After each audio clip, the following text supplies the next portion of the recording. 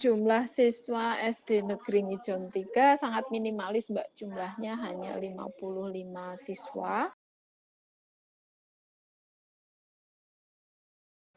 Untuk pertanyaan yang kedua, visi SD Negeri Ngijon 3 adalah akrab, yaitu aktif, kreatif, religius, antusias, dan berbudaya.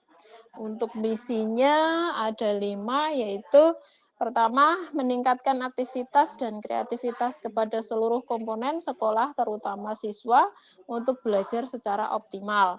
Yang kedua, meningkatkan proses pembelajaran dalam rangka meningkatkan keterampilan siswa supaya dapat mengembangkan potensi yang dimiliki. Misi yang ketiga yaitu melaksanakan pembelajaran dengan bimbingan secara efektif sehingga kecerdasan siswa dapat ditingkatkan sehingga tercipta kecerdasan intelektual dan emosional yang stabil.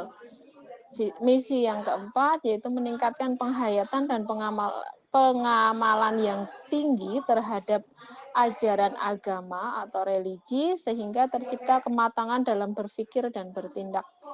5. Meningkatkan antusiasme terhadap perkembangan dan kemajuan ilmu pengetahuan dan teknologi, menanamkan cinta kebersihan dan keindahan kepada semua komponen sekolah. Untuk saat ini kurikulum yang digunakan di SD Negeri Ngijon 3 adalah kurikulum KTSP yang dikembangkan setiap tahun. Itu diadakan revisi karena yang kita tahu kurikulum KTSP itu kan berarti kita diberi kebebasan untuk menyusun kurikulum sesuai dengan kondisi sekolah kita masing-masing. Nah, karena sekolah kami ini berada di desa dengan jumlah siswa yang minimalis sehingga kami setiap tahunnya mengadakan revisi sedikit-sedikit disesuaikan dengan kondisi lingkungan dan juga kondisi siswa setiap tahunnya. Nah, untuk kendala dalam pelaksanaan kurikulum ini adalah terkadang di dalam pelaksanaannya, apalagi sekarang ini masih pembelajaran daring, itu kesulitan kami adalah siswanya itu belum semuanya mampu untuk diajak pembelajaran dengan sistem daring. Kendalanya adalah karena kami ini berada di lingkungan desa yang tidak semua siswanya itu merupakan siswa yang mampu. Jadi untuk kepemilikan gadget terutama untuk HP Android yang bisa untuk mengakses setidaknya bisa untuk membuat grup WA itu setiap kelas ada siswa yang belum memiliki HP Android. Jadi kami eh, melaksanakan pembelajaran daring ini tidak sepenuhnya daring. Jadi ada beberapa siswa yang tidak memiliki gadget itu kami home visit ke rumah. Kita datangi ke rumah untuk mengadakan pembelajaran, tapi hanya sekedar 1 jam seperti itu. Nanti terus untuk tugas-tugasnya dikerjakan anak sendiri di rumah. Untuk berikutnya pengumpulan tugasnya anak-anak ke sekolah. Itu untuk siswa yang tidak memiliki gadget. Seperti itu.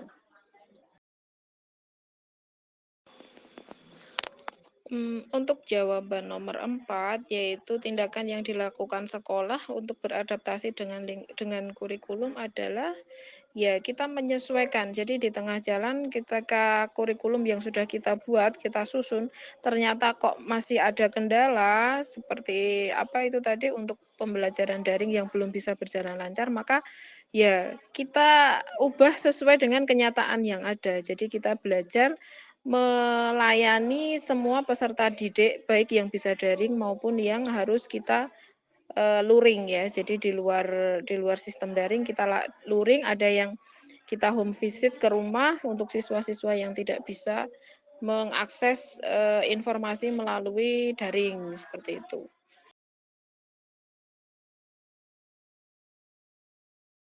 Untuk pembelajaran daring, pertanyaan nomor 5, bagaimana memaksimalkan peran guru? Ya, jadi kita sebagai guru, utamanya guru kelas, karena kalau siswa SD itu senternya adalah guru kelas, maka kita memberikan pelayanan berupa tidak hanya tugas-tugas secara kognitifnya saja, tapi kita juga memberikan apa ya, semacam tugas yang berupa keterampilan untuk anak-anak, semisalnya kegiatan pagi hari, anak-anak bangun tidur itu apa saja yang dilakukan, itu diminta untuk melaporkan ke guru kelas masing-masing, seperti kegiatan misalnya ada yang membersihkan tempat tidurnya, membereskan, kemudian membantu ibu sebelum memulai aktivitas daring. Jadi kegiatan yang berupa keterampilan anak di rumah itu juga kami tanamkan sehingga nantinya anak-anak itu tidak kehilangan apa ya, keterampilan untuk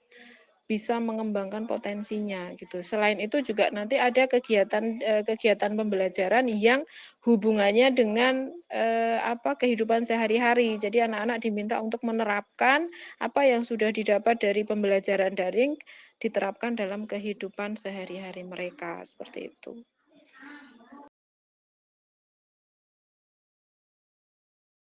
Untuk pertanyaan nomor 6, pada pemberian materi pembelajaran diberikan seperti apa, Bu?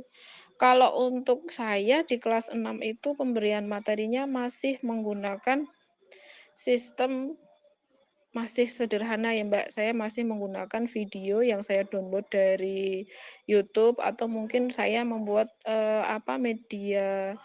media-media yang sederhana seperti hanya sekedar PowerPoint yang saya bisa. Kemudian nanti saya tampilkan ke layar Google Meet, kemudian anak-anak menyimak, seperti itu saja.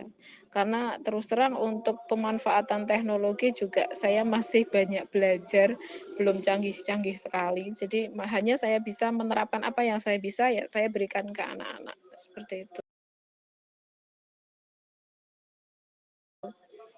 Untuk medianya nomor 7 itu platformnya saya menggunakan yang digital itu menggunakan Google Meet dan juga Zoom Meeting. Kadang pakai Google, kadang pakai Zoom Meeting, terus kemudian juga online anak-anak saya minta untuk mencari informasi sendiri melalui YouTube ataupun melalui Google gitu. Saya meminta anak-anak untuk mengumpulkan informasi melalui dengan mencari sumber belajarnya sendiri gitu. Jadi saya tidak tidak melulu memberikan materi terus anak-anak mengerjakan, itu tidak, tapi saya memberikan pancingan berupa anak-anak disajikan masalah kemudian mencari penyelesaiannya melalui dengan mencari informasi di Google atau di YouTube seperti itu.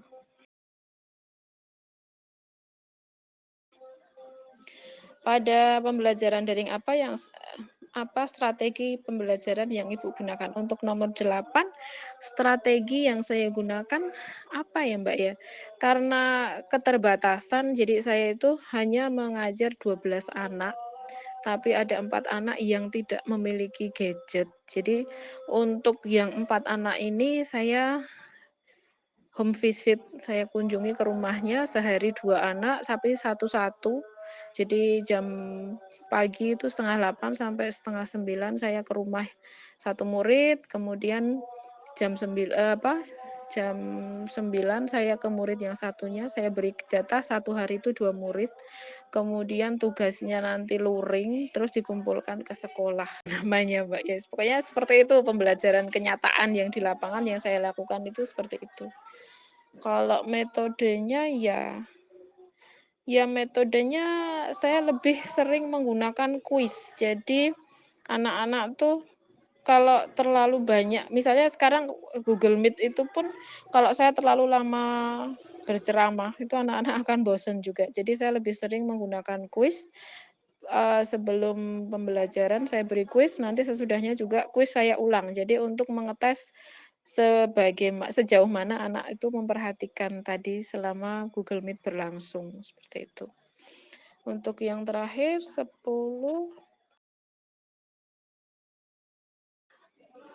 inovasi.